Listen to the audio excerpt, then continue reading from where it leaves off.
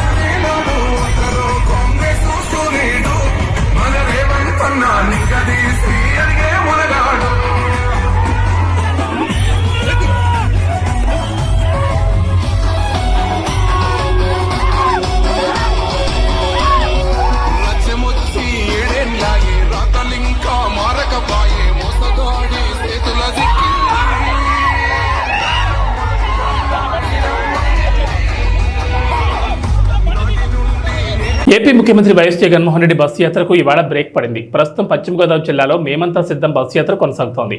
నేడు మేమంతా సిద్ధం బస్సు యాత్రకు విరామం ప్రకటించారు. శ్రీరామనవమి సందర్భంగా ముఖ్యమంత్రి జగన్ యాత్రకు విరామం ఇచ్చారు. దీంతో తణుకు, తేతల్లో రాత్రి బస చేశారు సీఎం జగన్. తిరిగి రేపు ఉదయం తేతల నుంచి బస్సు యాత్ర ప్రారంభం కానుంది.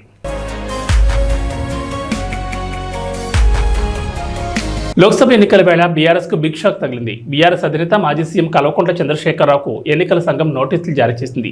ఎన్నికల ప్రచారం సందర్భంగా ఏప్రిల్ 5న సిరిసిల్లలో బీఆర్ఎస్ అధినేత కేసీఆర్ పరుష పదాలతో చేసిన కామెంట్లను సీరియస్గా తీసుకున్న సీఈసీ కేసీఆర్కు నోటీసులు జారీ చేసింది. పార్టీ అధినేతగా గతంలో ముఖ్యమంత్రిగా పనిచేసిన కేసీఆర్ ఎన్నికల ప్రవర్తన నియమావళిని ఉల్లంఘించారని, అందుకు తగిన ప్రాథమిక ఆధారాలను కమిషన్ పరిశీలించిందని EC principal secretary Avinash Kumar నోటీసులో పేర్కొన్నారు. ఈ నోటీసుకు గురువారం ఉదయం 11 గంటల వరకు కమిషన్కు చేరేలా వివరణ ఇవ్వాలని నోటీసులో పేర్కొన్నారు. తెలంగాణ కాంగ్రెస్ వైస్ ప్రెసిడెంట్ నిరంజన్ నుంచి వచ్చిన ఫిర్యాదు మేరకు రాష్ట్ర ఎన్నికల ప్రధానాధికారితో పాటు సిరిసిల్ల జిల్లా ఎలక్షన్ ఆఫీసర్ నుంచి వాస్తవాలతో కూడిన రిపోర్టును తెప్పించుకున్న తర్వాత ఈ నోటీసు జారీ చేయాల్సి వచ్చిందని అవినాష్ కుమార్ పేర్కొన్నారు. పీసీసీ ఉపాధ్యక్షుడు నిరంజన్ నుంచి ఈ నెల 6న ఫిర్యాదు వచ్చిందని, అందులో సిరిసిల్లలో కేసీఆర్ చేసిన పరుష పదజాలాన్ని ప్రస్తావించారన్నారు.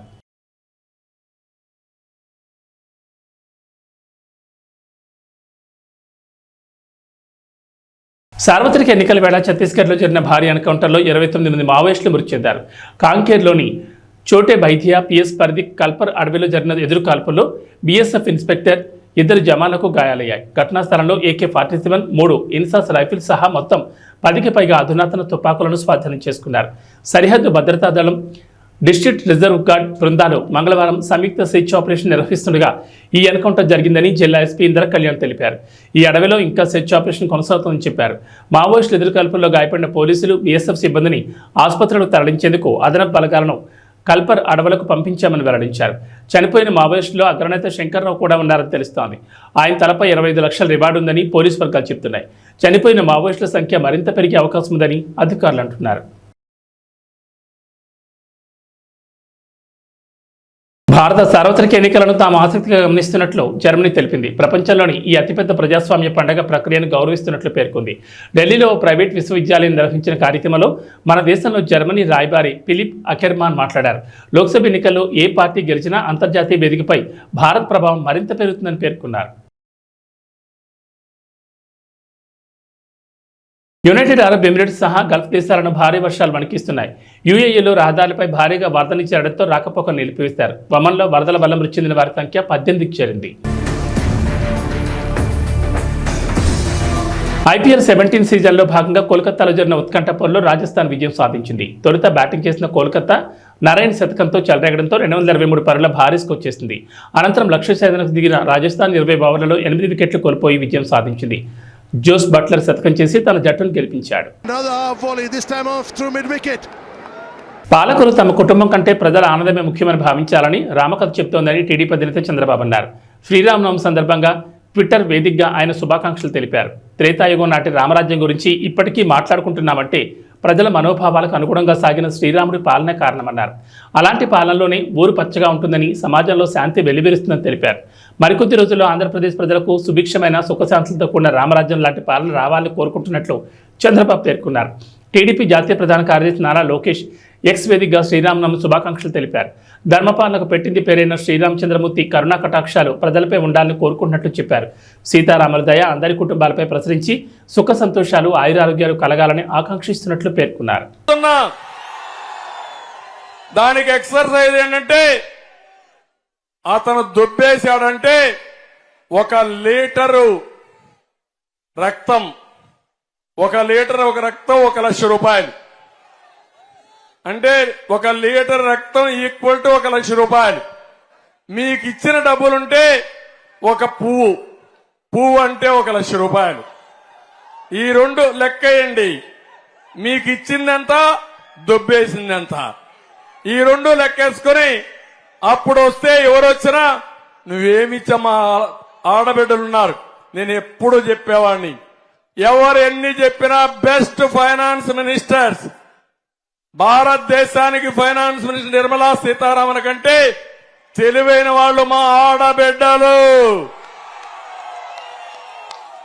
మగవాళ్ళు డబ్బులు ఇస్తే మీరు సంపాదించే డబ్బులు చూస్తే ఎంత పిల్లల చదువుకు పెట్టాలి, నిత్యావసర వస్తువులు ఎంత పెట్టాలి, కరెంటు ఛార్జీలు ఎంత కట్టాలి, బడ్జెట్ తయారు చేసి అవసరమైతే మిగలబెడతామా లేకపోతే అప్పు చేస్తామా మొత్తం వడ్డీ కరెక్ట్ గా లెక్కేసేది మా ఆడబిడ్డలు. అవునా కాదా తల్లి?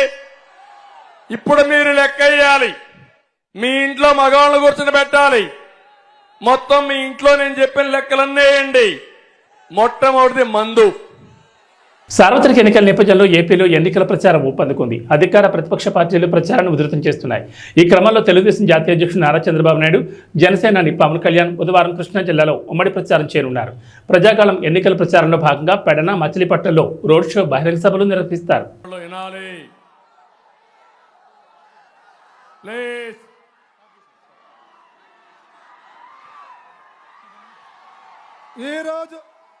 ఈరోజు ఆంధ్రప్రదేశ్ రాష్ట్రాన్ని ఈ దుర్మార్గుడైన జగన్మోహన్ రెడ్డి నుంచి రక్షించడానికి అమలాపురం శ్రీరామనవమి పర్వదినాన అయోధ్యలో అద్భుత దృశ్యం ఆవిష్కృతమైంది. రామాలయం గర్భగుడిలో ఉన్న బాలరాముడు నుదుటిని సూర్యకిరణాలు ముద్దాడాయి. సూర్యాభిషేకం, సూర్యతిలకంగా వ్యవహరిస్తున్న ఈ అద్భుత దృశ్యాన్ని రామభక్తులు కనులారా వీక్షించారు. రామ మందిరం 3వ అంతస్తు నుంచి ఏర్పాటు చేసిన కటకాలు, అద్దాలు, గేర్ బాక్సులు, గొట్టాల ద్వారా సూర్యకిరణాలు బాలరాముడు నుదుటిని తాకాయి.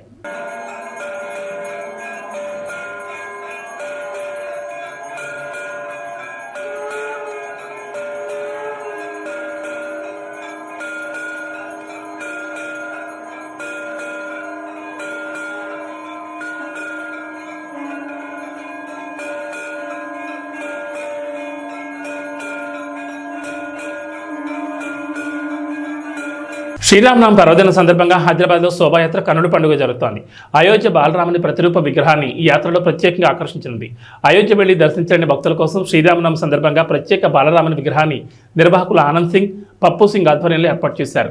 దూల్పేట నుండి హనుమాన్ వ్యాయామశాల వరకు జరిగే ఈ శ్రీరామ శోభాయాత్రలో ఈ విగ్రహం ప్రత్యేక ఆకర్షణగా భక్తులకు దర్శనమివ్వనుంది.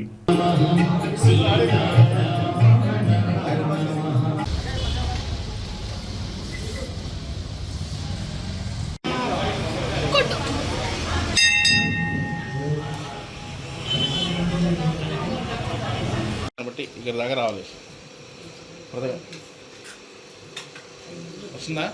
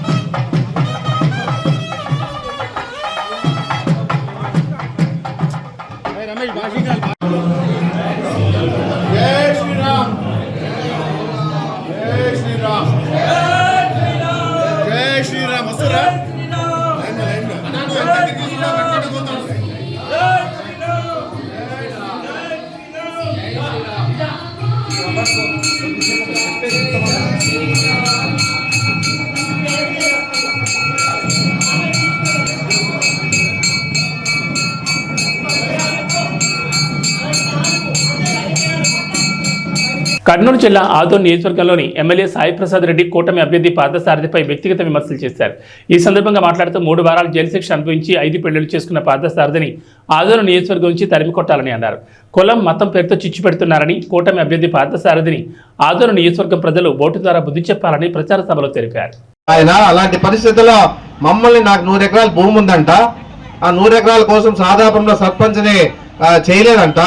ఈ విధంగా ఈ రోజు ఎన్నో అబద్ధాలు చెప్పి ముందుకు పోతున్న పరిస్థితి ఈ రాష్ట్రంలో ఉందని చెప్పేసి కూడా నేను చెప్పడం జరుగుతుంది. ఎందుకంటే ఏ విధంగా అంటే చంద్రబాబు నాయుడు కానీ పార్థసారథి కానీ ఏదున్నా కూడా ఏం చేస్తా అంటే నిజాలు చెప్తే తల 1000 ముక్కలు అవుతుంది. అలాంటి పరిస్థితి ఉంది కాబట్టి అన్ని అబద్ధాలు చెప్పి అధికారంలోకి రావాలని చేసే ప్రయత్నం చేస్తా ఉన్నారు.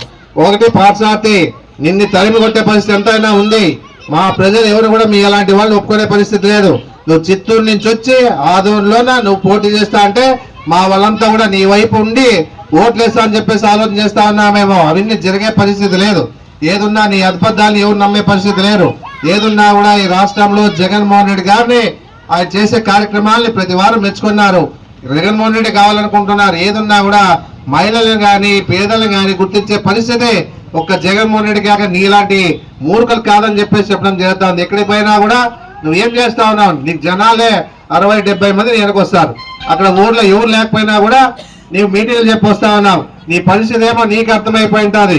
లోకల్లో పుట్టినాను, ఇక్కడే పెరిగినాను, ఇక్కడే రాజకీయం చేస్తా ఉన్నా. నేనంతా కూడా నీలాంటి దుర్మార్గం మాట్లాడే పరిస్థితి లేదు. ఏదున్నా కూడా ధైర్యంగా పోతాం. ఈసారి 3 సార్లు గెలిపించినారంటే మా మీద ఒక నమ్మకం, ఏదున్నా కూడా చేస్తాడని నమ్మకం, అందుబాటులో ఉంటున్న నమ్మకం, ఏదున్నా కూడా పలకరిస్తాడని నమ్మకం అందరు కూడా ఉంది. కాబట్టి చెప్తా ఉన్నా, నీ కూడా నీలాంటి నీ అవినీతి పనులు నమ్మే పరిస్థితి లేదు, నీలాంటి నీతులు నమ్మే పరిస్థితి లేదు.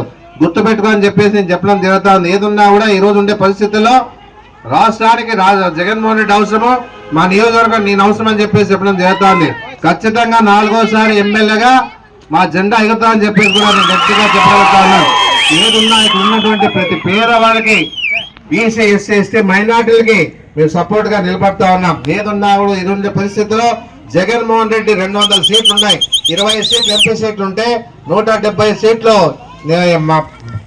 ఎమ్మెల్యే సీట్లు ఉంటే దాదాపుగా 100 సీట్లు బీసీ, ఎస్సీ, ఎస్టీ, మైనార్టీకి ఇచ్చిన ఘనత జగన్మోహన్ రెడ్డి అని చెప్పేసి నేను చెప్పాను. బొజ్జల గోపాలకృష్ణారెడ్డి, బొజ్జల హరినాథ్ రెడ్డి లాగా హుందా రాజకీయాలు చేయడం నేర్చుకోవాలని శ్రీధర్ రెడ్డి యువత విభాగం నాయకులు, టీడీపీ, జనసేన, బీజేపీ ఉమ్మడి కూటమి ఎమ్మెల్యే అభ్యర్థి బొజ్జల వెంకట సుధీర్ రెడ్డికి సూచించారు. ఈ సందర్భంగా మీడియా సమావేశం నిర్వహించారు. అనంతరం మాట్లాడుతూ సామాను శ్రీధర్ రెడ్డిపై బొజ్జల సుధీరెడ్డి కుటుంబ విషయాలు, వ్యక్తిగత అంశాలపై అనుచితంగా మాట్లాడడం సంస్కారం కాదన్నారు. వారి నాన్న బొజ్జల గోపాలకృష్ణారెడ్డి, వారి చిన్నాన్న బొజ్జల హరినాథ్ రెడ్డి గత 35 ఏళ్లుగా శ్రీకాళహస్తిలో హుందాతనంగా రాజకీయాలు చేసినట్లు గుర్తు చేశారు. మరి వారి వారసుడిగా రాజకీయాలకు అడుగుపెట్టిన మీరు సామాను శ్రీధర్ రెడ్డి వ్యక్తిగత విషయాల్లో జోక్యం చేసుకుని రాజకీయాలకు వాడుకోవడం సాహిత్యం కాదని సూచించారు. ఈ కార్యక్రమంలో పలువురు పాల్గొన్నారు.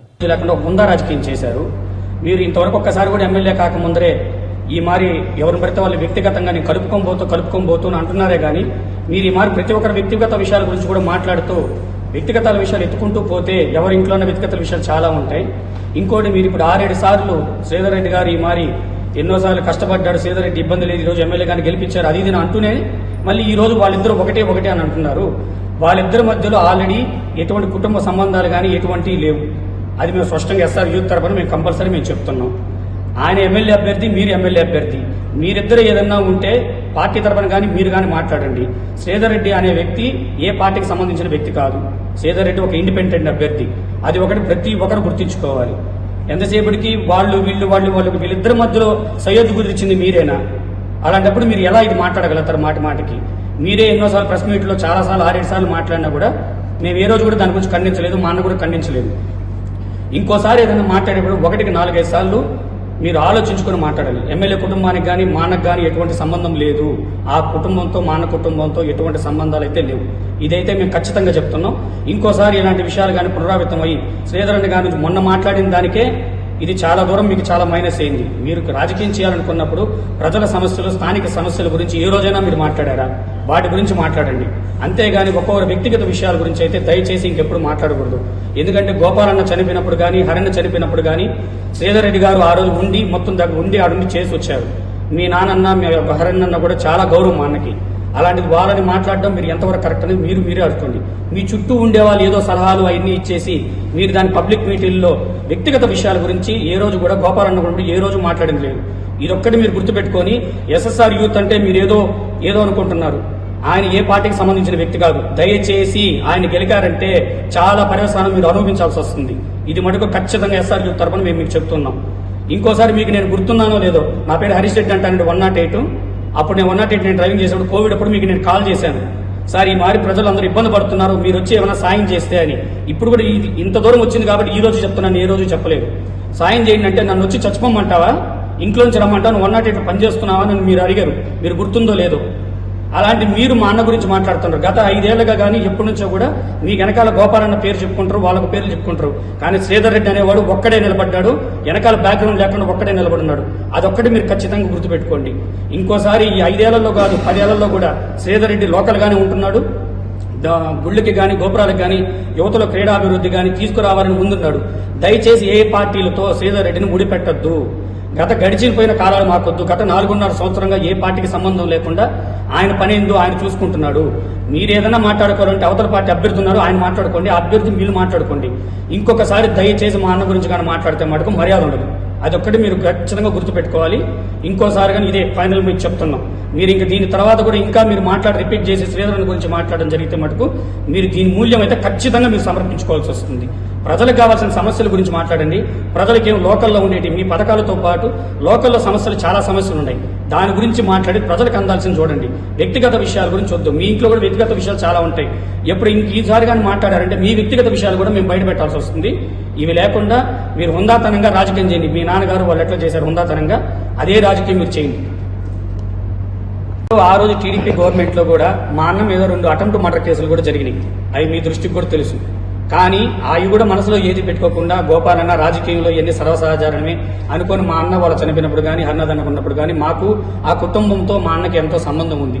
దయచేసి ఆ కుటుంబానికి సంబంధాన్ని మీరు ఇలాంటి అనుచిత వ్యాఖ్యలు చేసి కుటుంబం వ్యక్తిగత విషయాలు మాట్లాడి ఇలాంటి ఇంకోసారి మాట్లాడితే మటుకు మర్యాద ఉంది. ఇంతసేపటికి మీరు కూడా చాలా ప్రెస్ మీట్లో మీరు చాలా మీరు అండవ జరిగింది. ఆయన కబ్జాలు గురవుతున్నారు, కబ్జాలు గురి చేస్తున్నారని. మీకు ఎక్కడైనా ఒక ప్రూఫ్ ఉందా? ఒక ప్రూఫ్ ఇంతవరకు మీరు ఎవరైనా చూపించగలిగారా ఆయన కబ్జాలు చేస్తున్నారు? ఏదైనా ఒక్క ప్రూఫ్ చూపించండి. దాని మీటింగ్ నేను మా అన్నగారిని తీసుకొచ్చి మీకు ముందరే నేను నిలబెడతాను. మా అన్నే మీకు సమాధానం చెప్తాడు. ఏ రోజు కూడా మా అన్న ఇక్కడ కూడా కబ్జాలు చేయలేదు, ఏది ఎటువంటి సంబంధం. మీకు ఏదైనా ప్రూఫ్ ఉంటే మీరు తీసుకురండి. ఇంకోటి కూడా ఎమ్మెల్యే గారికి మా అన్నగారికి ఎటువంటి సంబంధం లేదు. వాళ్ళ కుటుంబం వీళ్ళ కుటుంబం ఆర్థికంగా కానీ వాటిలో కూడా అన్ని తెగదంపులు జరిగిపోయినాయి. మీరు ఇంకోసారి కానీ ఎమ్మెల్యే కుటుంబానికి మా అన్న కుటుంబానికి లింక్ చేయొద్దు, దయచేసి మీకు చెప్తున్నాము. అది సబ్జెక్ట్. మాకు ఎటువంటి పార్టీ సంబంధం లేదు, కానీ వ్యక్తిగత విమర్శలు చేయకూడదు.